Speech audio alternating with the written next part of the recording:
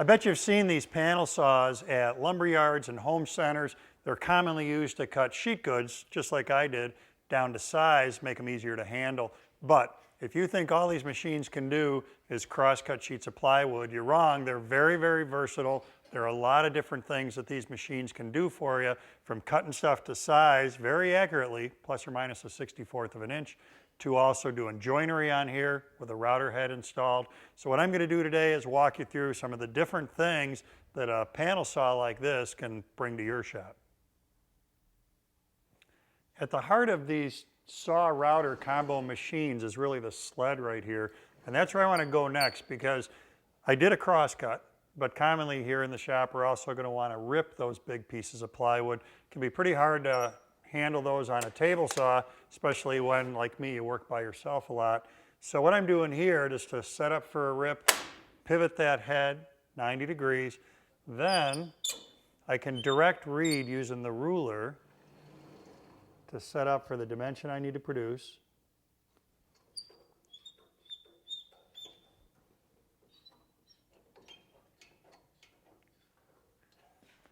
And with the assistance of roller bearings down on the bottom here, it's going to be very easy to feed this piece through for my rip. Here's how it looks.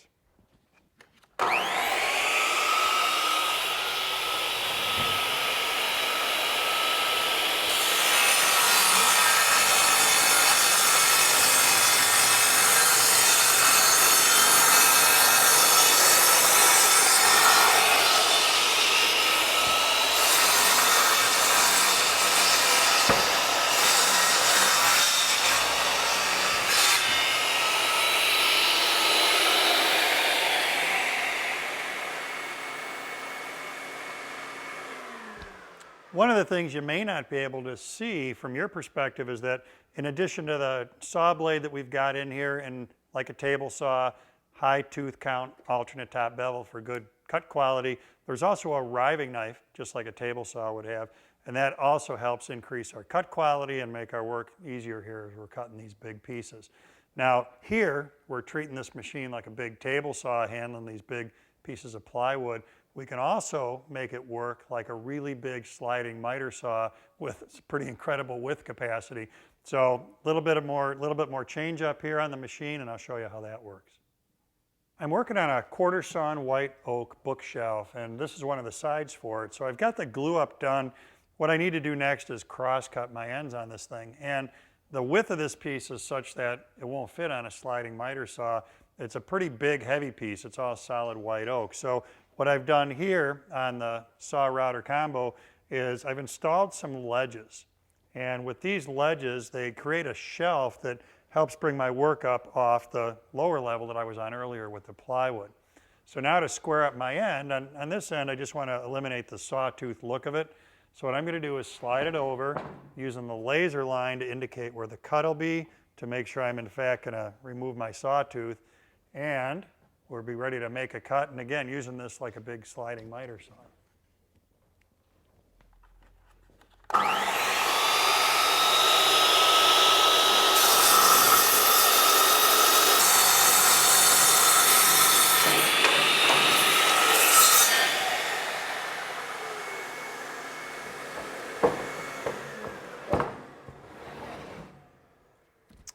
Now, any good miter saw has a way for you to do repetitive cuts. So, got a couple options we can play out here.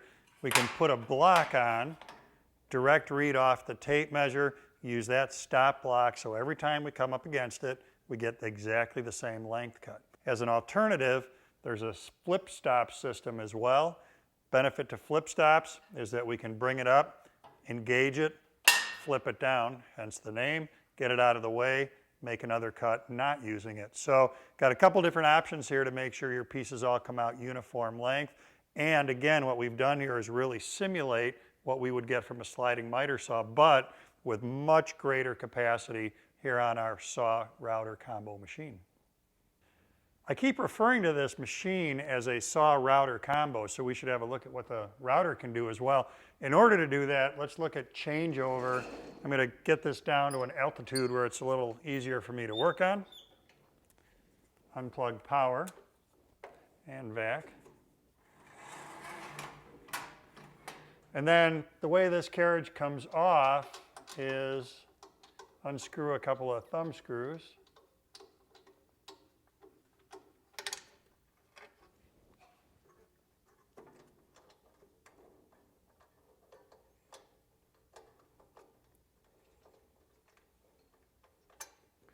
Now, that one comes out of the picture.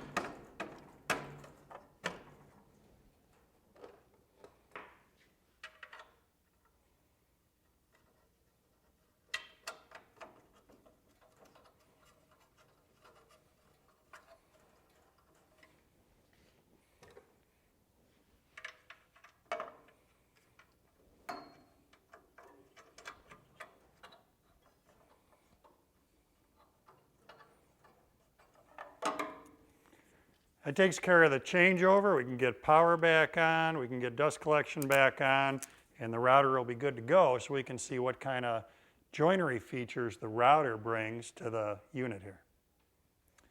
Now that the router's on, we can have a look at the joinery we can do, taking advantage of the router being attached to the system here. So here's what I'm going to do. First thing, flip up a stop, bring the panel over. What I'm working on here is a entertainment center. This is one of the sides, and because of its size, it'd be hard to handle this on a table saw with a dado head, but we can do it by bringing it to the panel cutter here. So what's going to happen is once I turn the router on, there's kind of a nose cone down there on the other side of the base. That's going to ride up on the plywood, hold it nice and firmly against the back of the panel, and keep everything nice and flat so I get a good consistent depth of cut as I work my way down.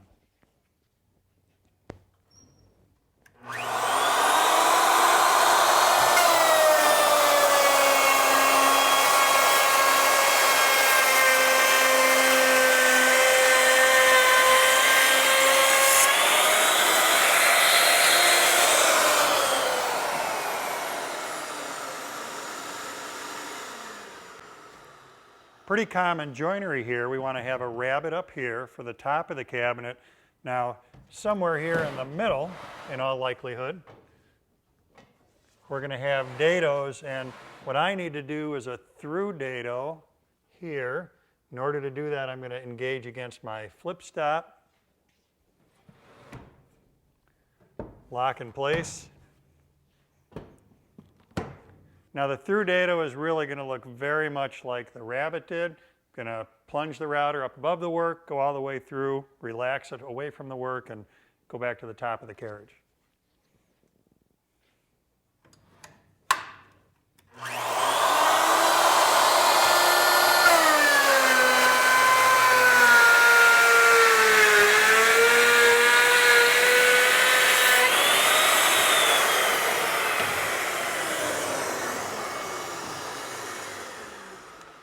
Now just a little bit further down, I want to do a stop dado. So same deal here, I'm going to take advantage of my flip stops.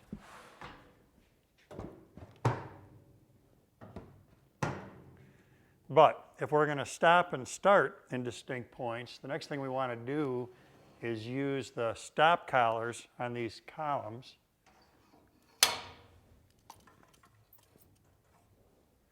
That's the top of my travel.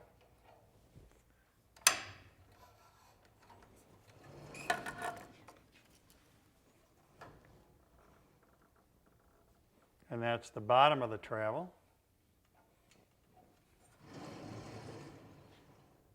Now, because of the ability to control the plunge of the router, I can start the cut here with the plunge, get to the bottom of the cut, relax away from the work, and I've got those distinct starting and stopping points.